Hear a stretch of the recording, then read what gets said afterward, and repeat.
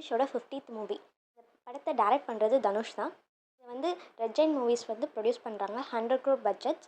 இது எப்போ இந்த படம் ரிலீஸ் ஆகுதுன்னா 26 ஜூலை தனுஷ் பர்த்டேக்கு ஒரு நாள் முன்னாடி ரிலீஸ் ஆகுது. ஸோ பெரிய மெகா ஹிட் ட்ரீட்டாக இருக்க போது தனுஷுக்கு. படம் வேறு லெவலில் இருக்குது. ட்ரைலரே செம்மையாக இருக்குது, ராவாக இருக்குது. அதுதான் இந்த படத்தோட ப்ளஸ்ஸே. ஒரு பெரிய கேங்ஸ்டர் மூவி, அதாவது பாக்ஷா படம் மாதிரி நம்ம எக்ஸ்பெக்ட் பண்ணலாம். இந்த படத்தில் யார் யார் நடிச்சிருக்காங்கன்னா, காஸ்ட் அண்ட் க்ரூ வந்து துஷ்ரா விஜயன், சந்தீப் கிஷன், நித்யா மேனன், காளிதாஸ் ஜெயராம், அபர்ணா, அமலா பால், வரலட்சுமி, எஸ்.ஜே. சூர்யா, செல்வராகவன், பிரகாஷ் ராஜ், விஷ்ணு விஷால், அறந்தாங்கி நிஷா, இன்னும் நிறைய பேர் நடிச்சிருக்காங்க. எஸ்.ஜே. சூர்யாலாம் வேறு லெவல் மாஸ் பண்ணியிருக்காரு. படத்தோட மியூசிக் டைரக்டர் வந்து ஏஆர் ரஹ்மான். ஸ்டண்ட் மாஸ்டர் வந்து பீட்டர் ஹென். எந்திரன், அசுரன் படத்தோட ஸ்டண்ட் மாஸ்டர் தான் இந்த படத்துக்கும் ஸ்டண்ட் மாஸ்டராக இருக்கார். இந்த படத்தோட கதை என்ன, சென்னையை பேஸ் பண்ணி தான் இந்த கதை. மெட்ராஸை பேஸ் பண்ண ஸ்டோரி, அதாவது ராயபுரம் அந்த மாதிரி பேஸ் பண்ண ஸ்டோரி, அந்த சைடு உள்ள ஸ்டோரி. தனுஷ் வந்து மூத்த அண்ணனாவும், செகண்ட் வந்து சந்தீப் கிஷனும், தேர்ட் வந்து காளிதாஸ் ஜெயராமும், அதுக்கடுத்து அவங்களுக்கு தங்கச்சியாக துஷ்ரா விஜயனும் நடிச்சிருக்காங்க.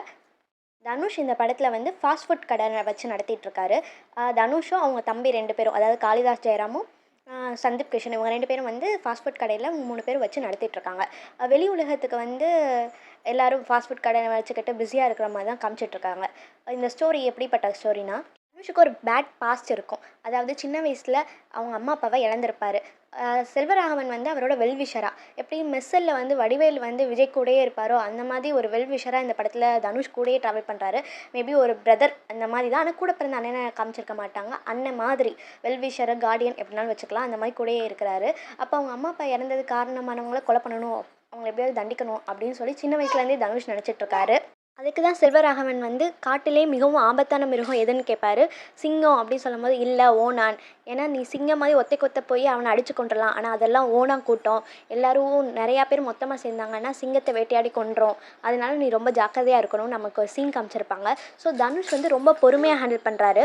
சின்ன வயசில் எப்படியாச்சும் அவங்கள கொன்றணும், நம்ம அப்பா அம்மாவை கொலை பண்ணவனா கொன்றணும்னு நினச்சிட்ருக்காரு. ஆனால் அது நம்மளால் முடியாது, அவரை தனியாக போய் எதுக்க முடியாது அப்படின்னு நினச்ச தனுஷ் வந்து சரி அண்டர் கிரவுண்டில் ஒரு பெரிய கேங்ஸ்டர் மாதிரி ஒரு வேலை பார்க்குறாரு.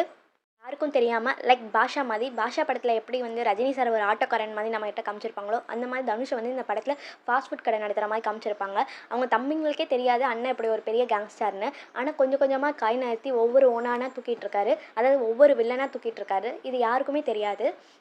இந்த மாதிரி எப்படியாச்சும் எல்லாத்தையும் கொண்டு நம்ம கடைசியான அந்த மெயின் வில்லன் யாருன்னா எஸ்.ஜே. சூர்யா தான். இல்லை மரணா மாசா நடிச்சிருக்காரு. அவரை எப்படியாச்சும் தூக்குறது தான் இந்த படத்தோட கதையே. இப்படி ஸ்டோரி மூவ் ஆகிட்டு இருக்கும் போது காளிதாஸ் ஜெயராம் என்ன பண்ணுறாருன்னா, எஸ்.ஜே. சூர்யாவோட பொண்ணையே லவ் பண்ண ஆரம்பிச்சிடுறாரு. இதில் அவரை லவ் பண்ணிவிட்டு எப்படியாச்சும் பொண்ணை கல்யாணம் பண்ணிக்கணும்னு ஆசைப்பட்றாரு. இதை அண்ணன்கிட்டே சொல்கிறாரு. உடனே ஐயோ, அண்ணன் வந்து உடனே ஃபீல் பண்ணுறாரு, என்னடா இப்படி நம்ம வந்து இப்படி இருக்கிறது காரணமான ஒருத்தன் குடும்பத்துலேருந்து இவன் லவ் பண்ணுறானே, என்ன பண்ணலான்னு சொல்லிட்டு சரி தம்பிக்காக எல்லாத்தையும் மறந்துட்டு போய் கேட்போம் அப்படின்னு சொல்லி நினைக்கிறாரு. எஸ்.ஜே. சூர்யா வந்து உன் ஸ்டேட்டஸ் என்ன, என் ஸ்டேட்டஸ் என்ன, இதெல்லாம் நடக்கிற காரியமாக முடியாது அப்படின்னு சொல்லி போலீஸில் கேஸ் கொடுத்துட்றாங்க. இவன் மேலே இந்த மாதிரி தப்பாக வந்து என் பொண்ணுக்கிட்ட நடக்க பார்க்குறான்னு சொல்லிட்டு போலீஸ்கிட்ட அன்வான்டாக கேஸை கொடுத்துட்றாங்க. உடனே இது தனுஷுக்கு தெரிஞ்சு கோவம் வந்து அவங்க ஆளுங்க எல்லாத்தையும் போட்டு அடின்னு அடிக்கிறாரு. அதனால தான் கேஸ் ஒரு சீன் நம்ம காமிச்சிருப்பாங்க. எப்படா கேஸை வாபஸ் வாங்கினாங்க அப்படின்னு சொன்னோடனே கெஞ்சி கேட்டேன் சார் அப்படின்னு சொல்கிறாங்களோ, அது இந்த சீனுக்காக தான். உடனே வந்து காளிதாஸ் ஜெயராம் வந்து என்ன நினைப்பாருன்னா, நம்மளால தான் நம்ம அண்ணனுக்கு இவ்வளோ அசிங்கம், வேணாம் நம்ம அந்த பொண்ணை மறந்துடலாம், இல்லைண்ணே வேணாம் எனக்கு இந்த கல்யாணம் வேணாம் அப்படின்னு சொல்லும்போது, இருடா பார்த்துக்கலாம் எது நடந்தாலும் நான் இருக்கேன் உனக்கு அப்படின்னு சொல்லிட்டு அவங்க தம்பிக்கு சப்போர்ட் பண்ணிகிட்டு இருப்பாரு. இந்த சைடு என்ன காமிக்கிறாங்கன்னா, துஷரா விஜயன் அவங்க வந்து நமக்கு ஒரு நார்மல் பொண்ணு மாதிரி தான் காமிச்சிருப்பாங்க. ஆனால் அவங்களுக்கு ஒரு பெரிய ஃப்ளாஷ்பேக் இருக்குது. எப்படி வந்து விக்ரமில் டீனா வந்து வேலைக்காரி மாதிரி காமிச்சிருப்பாங்க, ஆனால் பெரிய ஏஜென்ட், மாசான ஏஜென்ட் மாதிரி எல்லாருமே ஒன்றும் தெரியாத மாதிரி இருந்துக்கிட்டு எல்லாத்தையும் அப்சர்வ் பண்ணி சொல்கிற மாதிரி அப்படி தான் நம்மளுக்கு துஷரா விஜயனும் காமிச்சிருப்பாங்க. அவங்க இந்த படத்தில் போலீஸாக இருப்பாங்க, அது அண்ணனுக்கு தெரியாது. அவங்க எக்ஸாம் எழுதிட்டு படிச்சுட்டு இருக்க பொண்ணு மாதிரி காமிப்பாங்க, ஆனால் செலக்ட் ஆயிடுவாங்க.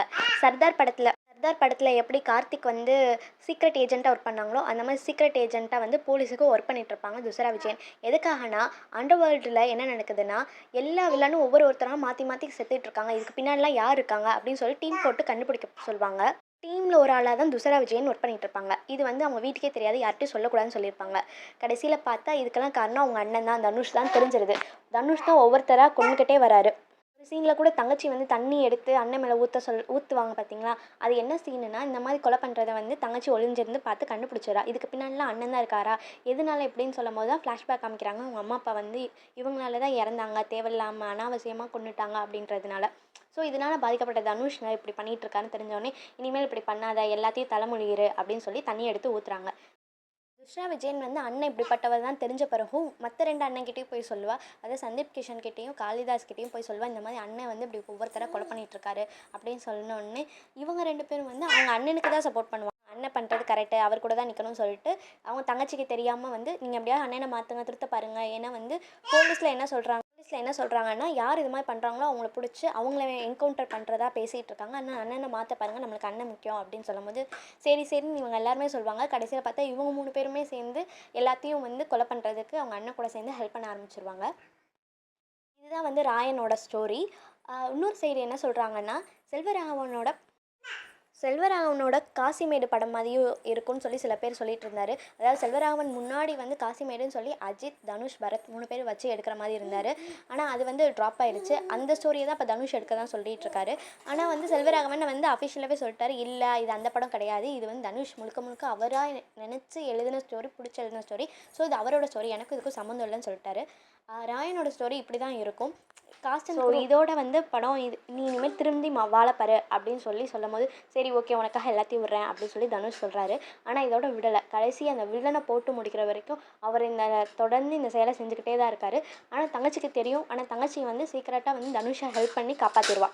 தனுஷுக்கு இந்த படத்தில் ஜோடியெல்லாம் கிடையாது. ஆனால் சந்தீப் கிஷனுக்கும் அபர்ணா வந்து ஜோடியாக நடிச்சிருப்பாங்க. அவங்க லவ் வந்து நம்மளை ஸ்மூத்தாக காமிச்சிட்ருப்பாங்க.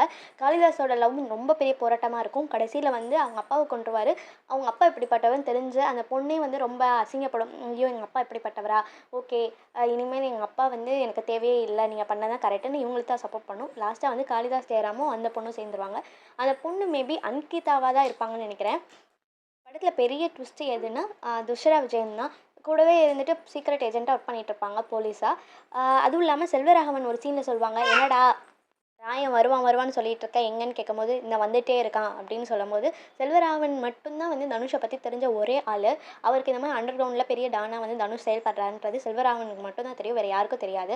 ஒவ்வொருத்தங்களா போட்டு தள்ளிகிட்டே வரும்போது எஸ்ஜே சூர்யாவுக்கு தெரிஞ்சிடும், இவன் தான் வந்து இந்த மாதிரி பண்ணிகிட்டு இருக்கான் அப்படின்னு சொல்லி அவனை எப்படியாச்சும் கொண்டுறணும்னு நினைக்கிறாங்க. அதுக்கு முன்னாடி வந்து தனுஷ் வந்து அவனை கொண்டுறாரு. இதுதான் இந்த படத்தோட கதை. மேபி ஒரு கெஸ்ஸிங் தான், இப்படி தான் கதை இருக்கும்னு. ஏன்னா வந்து காளிதாஸ் ஜெயராம் வந்து ஒரு இன்டர்வியூவில் அப்படி தான் சொல்லியிருப்பாங்க. துஷ்ரா விஜயனுக்கு வந்து செம்மையான கேரக்டர் இருக்குது, யாரும் எதிர்பார்க்காத மாதிரி ஒரு ட்விஸ்ட் இருக்குது அப்படின்னு சொல்லி நம்மளுக்கு ஒரு ஹிண்ட் கொடுத்துருப்பாங்க. அதே மாதிரி அண்ணன் வந்து ரொம்ப நல்லவராக இருப்பார். ஆனால் வந்து அவர் நீங்கள் நினைக்கிற மாதிரியும் இருக்க மாட்டார் அப்படின்னு சொல்லி ஒரு ஹிண்ட் கொடுத்துருப்பாங்க. இந்த மாதிரி 2-3 இன்டர்வியூவில் காஸ்ட் அண்ட் க்ரூ சொன்னதை வச்சு நம்ம ஒரு கெஸ் பண்ணால் கதை இப்படி தான் நம்ம போகும்னு பார்க்கலாம். வரலட்சுமி சரத்குமார், அமலாபால் இவங்கெல்லாம் மேபி வந்து துஷரா வந்து சீக்ரெட்டாக ஏஜென்ட்டாக பார்க்க சொன்னாங்கல்ல, ஒர்க் பண்ண சொன்னாங்கல்ல, அந்த டீமில் இவங்க மேபி ஒர்க் பண்ணலாம். மேபி 26 ரிலீஸ் ஆனால் தான் வந்து நம்மளுக்கு எப்படி படம் இருக்க போகுதுன்னு தெரியும். அது வரைக்கும் அந்த படத்தில் நடித்த காஸ்ட் அண்ட் க்ரூ அவங்க சொன்ன ஹிண்ட்டெல்லாம் வச்சு பார்த்தா நம்மளுக்கு கதை இப்படி தான் இருக்கும்னு ஒரு நம்ம கெஸ் பண்ணலாம். சரி வெயிட் பண்ணி பார்ப்போம் படம் எப்படி இருக்குன்னு. 26 ஜூலை வந்துட்டால் ரிலீஸ் ஆச்சுன்னா